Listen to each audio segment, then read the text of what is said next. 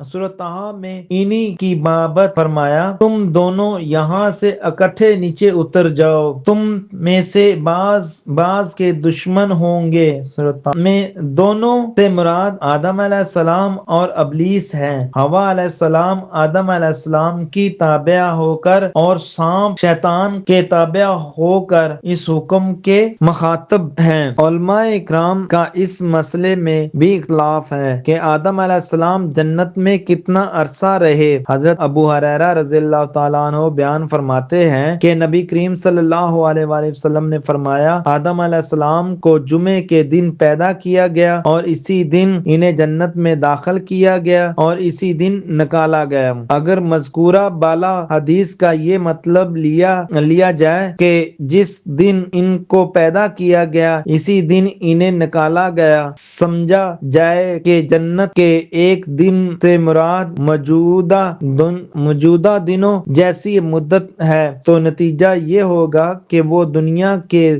دن جیسے ایک دن کا کچھ حصہ ٹھہرے، لیکن یہ رائے محل نظر ہے۔ اگر یہ کہا جائے کہ ان کی تخلیق اور دن ہوئی اور جنت سے کسی اور دن نکالے، یا یہ کہا جائے کہ دن سے مراد 6000 سال کی مدت ہے، جیسے ابن عباس رضی اللہ تعالیٰ عنہ، مجاہد اور ضحاک رضی اللہ تعالیٰ عنہ سے مروی ہے، اور ابن جریر رحمۃ اللہ علیہ نے اس کو ترجیح دی ہے، تو اس کا نتیجہ یہ ہوگا کہ وہ جنت میں طویل عرصہ ٹھہرے۔ حضرت ابن عباس رضی اللہ تعالیٰ عنہ سے مروی ہے کہ آدم علیہ السلام کو مکہ مکرمہ اور طائف کے درمیان دہانہ نامی مقام پر اتارا گیا۔ حضرت حسن بصری رحمۃ اللہ علیہ فرماتے ہیں، آدم علیہ السلام کو ہند میں اتارا گیا اور حوا علیہ السلام کو جدہ میں، ابلیس کو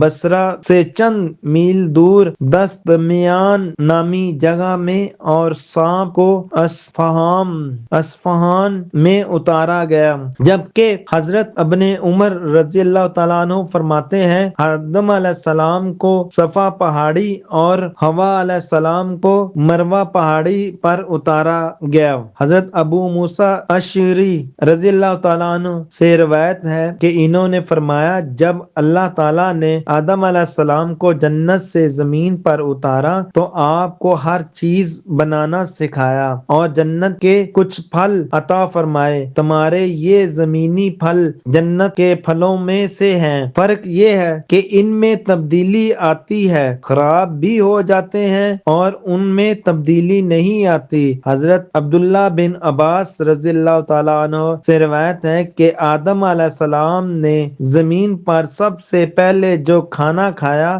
وہ یہ تھا، جبرائیل علیہ السلام ان کے پاس گندم کے 7 دانے لائے، آدم علیہ السلام نے فرمایا یہ کیا ہے؟ جبرائیل علیہ السلام نے فرمایا یہ اسی درخت کا پھل ہے جس سے آپ کو منع کیا گیا تھا اور آپ نے کھا لیا تھا۔ انہوں نے فرمایا میں اس کا کیا کروں؟ فرمایا اسے زمین میں بو دیجئے۔ انہوں نے بو دیے، ان میں سے ہر ایک دانے کا وزن موجودہ دور کے 1,00,000 دانوں سے زیادہ تھا۔